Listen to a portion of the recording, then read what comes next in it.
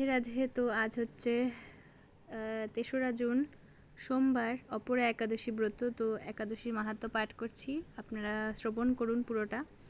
মহারাজ যুধিষ্ঠির শ্রীকৃষ্ণকে বললেন, হে কৃষ্ণ, জ্যৈষ্ঠ মাসের কৃষ্ণপক্ষিয়া একাদশীর নাম কি এবং তার মাহাত্ম্যই বা কী? আমি শুনতে ইচ্ছা করি, আপনি অনুগ্রহ করে তা বর্ণনা করুন। শ্রীকৃষ্ণ বললেন, হে মহারাজ, মানুষের মঙ্গলের জন্য আপনি খুব ভালো প্রশ্ন করেছেন। বহু পুণ্য প্রদানকারী, পাপ বিনাশকারী, পুত্রদানকারী এই একাদশী অপরা নামে খ্যাত।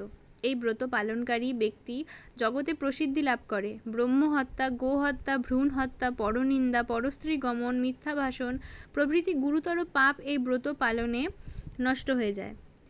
যারা মিথ্যা সাক্ষ্য দান করে, ওজন বিষয় ছলনা করে, শাস্ত্রের মিথ্যা ব্যাখ্যা প্রদান করে, জ্যোতিষের মিথ্যা গণনা ও মিথ্যা চিকিৎসায় রত থাকে, তারা সকলেই নরক যাতনা ভোগ করে। এ সমস্ত ব্যক্তিরাও যদি এই ব্রত পালন করে তবে তারা সমস্ত পাপ থেকে মুক্ত হয়।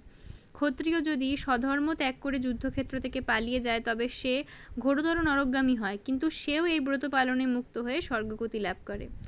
মকর রাশিতে সূর্য অবস্থানকালে মাঘ মাসে প্রয়াগ স্নানে যে ফল লাভ হয়, শিবরাত্রিতে কাশীধামে উপবাস করলে যে পুণ্য হয়, গয়াধামে বিষ্ণুপাদপদ্মে পিণ্ডদানে যে ফল পাওয়া যায়, সিংহ রাশিতে বৃহস্পতির অবস্থানে গৌতমী নদীতে স্নানে, কুম্ভে কেদারনাথ দর্শনে, বদ্রিকাশ্রম যাত্রায় ও বদ্রীনারায়ণ সেবায়, সূর্য গ্রহণে, কুরুক্ষেত্রে স্নানে, হাতি ঘোড়া স্বর্ণ দানে এবং দক্ষিণা সহ যজ্ঞ সম্পাদনে যে ফল লাভ হয়, এই ব্রত পালন করলে অনায়াসে সেই সকল ফল লাভ হয়ে থাকে।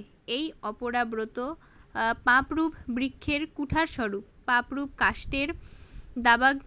কাষ্টের দাবাগ্নির মতো, পাপরূপ